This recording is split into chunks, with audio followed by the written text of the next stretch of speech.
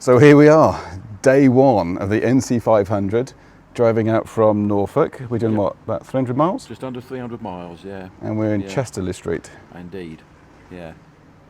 And it's t-shirt weather. It's very pleasant. It's very pleasant. Very pleasant, yeah. The bikes are secure, had a bite to eat, got a beer in the hand. Yep. Life couldn't be any better. So thoughts on the ride so far? I mean, of course we aren't in Scotland yet and we have to get up there first. But we had took the twisty roads from your area. Yes. I don't know which roads they were. Well, to get out of Norfolk, it's always twisty roads. There isn't any dual carriageway in that. So yeah, so it was. It's pretty good though. It's good fun. It's good fun. Yeah, it's good. The worst bit was the A1M. Yeah, the and also of course the getting towards King's Lynn. If you remember, busy. That was really busy. Really busy, wasn't it? Lots of people going on holidays. Why would they do that when we're going up to Scotland? The strange thing was that they were all heading out of Norfolk, not into Norfolk. Yeah. So that just seemed a bit odd, but it was absolutely chocker. And then getting off the A47 onto the A17, and that was all chocker. And then there was these tiny little roadworks. Yeah, you know, holding over it. Which was holding up the traffic so much. But we have bikes, so it's not a problem. It wasn't a problem, no. Anyway, so here we are. We're heading off tomorrow. We're going up to Edinburgh tomorrow, so that's going to be pretty cool. Start to see some interesting sights. As I mentioned, the first video we did, you're riding the Royal Enfield. Mm-hmm. I've got the new Aprilia, so we're running the engine in, so not supposed to go over 7,000 revs, although I might have done it a few times, but no wheelies yet. So views on your bike, because I know you've I know you've done a review on it before, but you said that you had some issues with the seat. So what's happened there? Yeah. The standard seat is like just a slab of wood, and any sort of distance, and it becomes really painful. So, actually, it was Christmas. My wife bought it for me, but it's been re-upholstered with gel inserts put in there. The guy who's done it is a chap called Chris Bugg of Nostalgia Upholstery, which is just outside of Peterborough. A lovely guy. I took it along, left it with him. 2 weeks later, picked it up, and he's done an absolutely beautiful job. So not only does it look nice, but now proof of the pudding is 300 miles today, and fine, no issues at all. Yeah, I've not been on a long ride for such a long time. So, and on my other bikes that I've always got the kind of the sports seats, the extra padded seats. The Aprilia standard seat. Actually, for the first hour and 45 minutes, because we did 2 hours initially, hour and 45 minutes was fine. The last 15 minutes was getting a bit achy. So we took a break. We had some lunch, and I think my view is like 1 hour on the bike on that Aprilia is fine. Any more than an hour, you start to ache up a little bit. But also I wasn't riding it fast and hard, so it was quite mellow. It's still in touring mode while we run the engine in.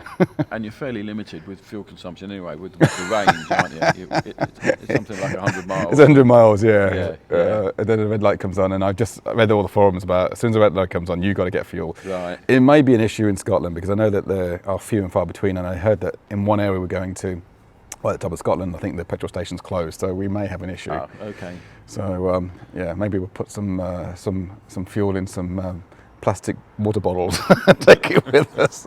I don't fancy pushing it, but it's been good fun. I mean, I've really enjoyed it so far. I mean, we've been taking it nice and easy because the engine's not be run in yet, but it's a lovely bike. It's got so much power. Can't wait to open it up. There is a bit of differential in the power, isn't there? I think yours. I have no idea what my horsepower is on my it's bike. It's got to be 150 plus. It's good, but I've got 47, and so David just disappeared occasionally. But I tell you what, the biggest thing, and I will do the review of the bike, is that exhaust, the Acura exhaust, is unbelievably beautiful. I mean, when you're changing gear with a quick shifter, you get that pop each time, and when you're changing down, you get those pops. And I tell you what, it's like music. And what I'm doing is we'll actually do a review on the helmets as well, because I'm turning the music down just so I can listen to that going through the gears, popping along. But yeah. Good. So both bikes have been behaving themselves. Yep. Had one little drama where I suddenly got sprayed with petrol. So quickly pulled over, and fortunately there was it was like a village shop, so we were able to pull in out of the way. And turned out that it was just the breather valve. The breather. Yeah. Yeah. And it obviously after 3 years it had got So all we clogged up. were very technical. Yeah. You managed to find a piece of corn grass or something, Yeah, some sort of grass-like stem, which is quite thick, and you managed to poke it through, and it seemed to work. And it cleared it all, and the little bit of petrol left there drained away, and it's all been fine since then. So that, I would say, is the only mechanical, if you can call it, issue that we've had.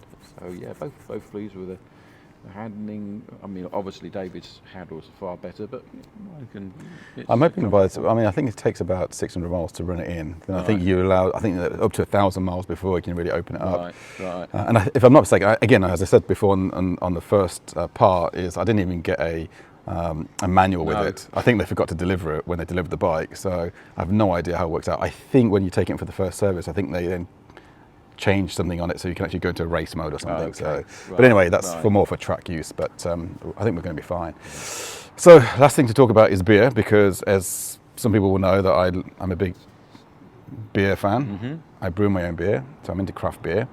I've actually been really disappointed with the beers in the UK. Really? Yeah. I mean, honestly, everything's like 4%, 4.5%. Yeah, that's about average, isn't it? Yeah.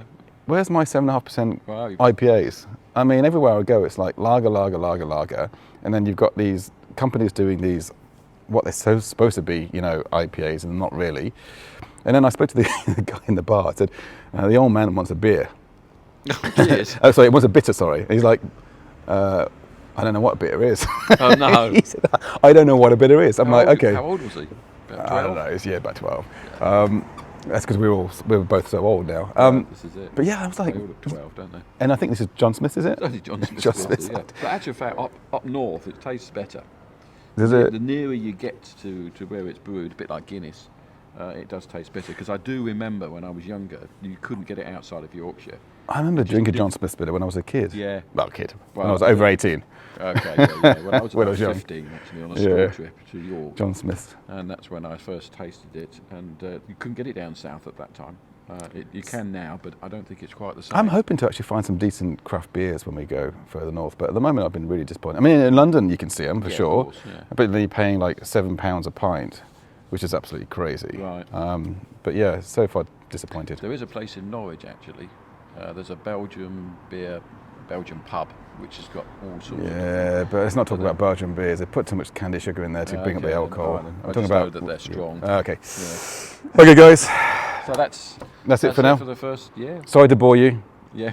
Speak to you tomorrow. Ciao. Okay. Bye.